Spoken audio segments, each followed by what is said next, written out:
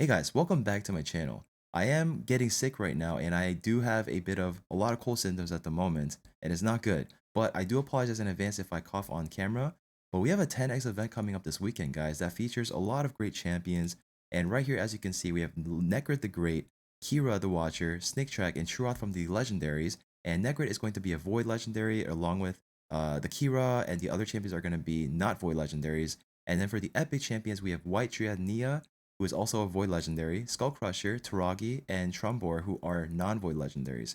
So when it comes to these 10x events, well, before I talk about the champions, when it comes to 10x events, it's not the same as a 2x event, and it's not the same as sometimes people get it confused and think, oh, a 2 times chance means you have a 2 times chance of getting a legendary and an epic champion. And then when it comes to 10x events, they're thinking, oh, you have a 10 times chance of getting a legendary and epic champion. No, so when it comes to a 10x event, the rates are going to be the same as what it is right now, as you can see, without any event going on. But once you land on an epic champion, then you have a 10 times chance of pulling that particular champion in the pool that's listed as the 10x event champion.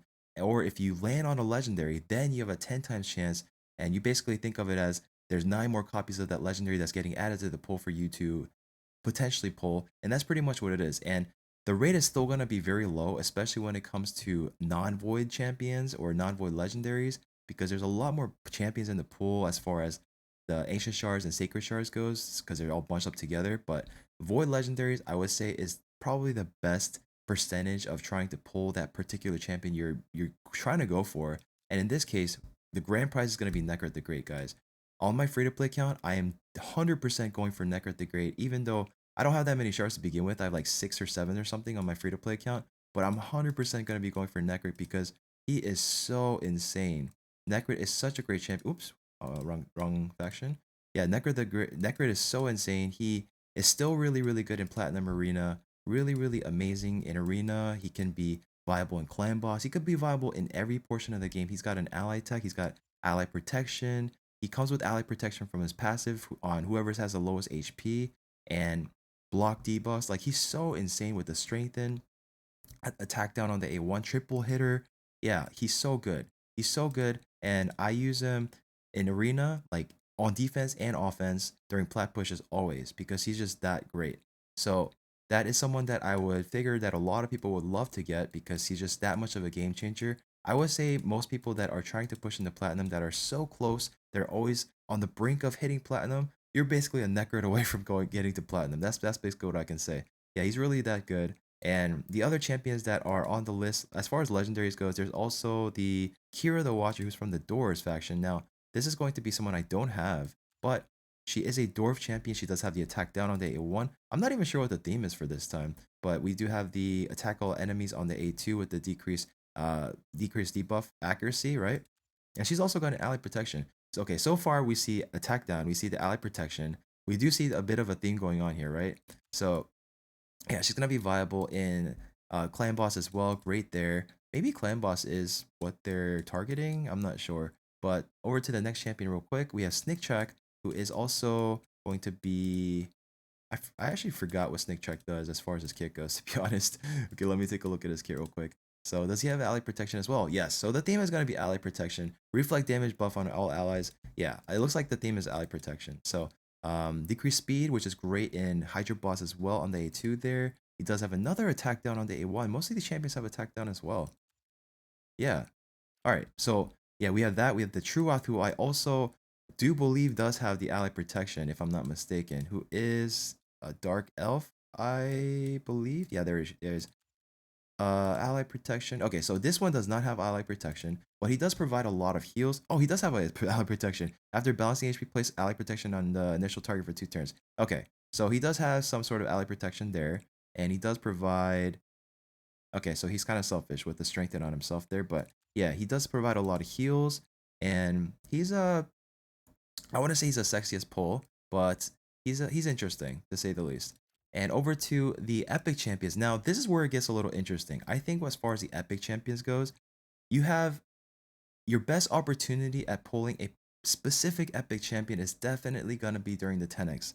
And why I like this one a lot is because Taragi is great. He's one of my favorite epic champions in the game, and he does provide a lot to the table with the poisons that the poisons he provides here, the attack down he provides, the AoE provoke, the ally protection, and as well the shield, and a bit of a heal that he puts on himself as well along the way. But yeah, he does provide poisons when he's attacked, which makes him very, very viable against clan boss, against, like dragon, or whatever areas in the game where you want like to utilize the poisons, which is usually against bosses and whatnot. So, but particularly clan boss is where he would shine. Faction wars, he's amazing as well. So Taraki is definitely an awesome champion. But the other epic champion that really sticks out here is gonna be the Skull Crusher, who is someone that a lot of people would love to have, especially if you're early to mid game.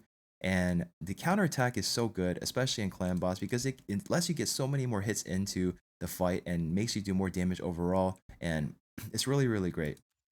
And there's only 3 champions out there that provide the counterattack capability on your entire squad. Well, he doesn't put it on himself, but there's Valkyrie, there's Martyr as the only other 2 legendary champions that can do it. But he's the only epic champion as well, or even third champion that can do the counterattack on your entire squad, basically.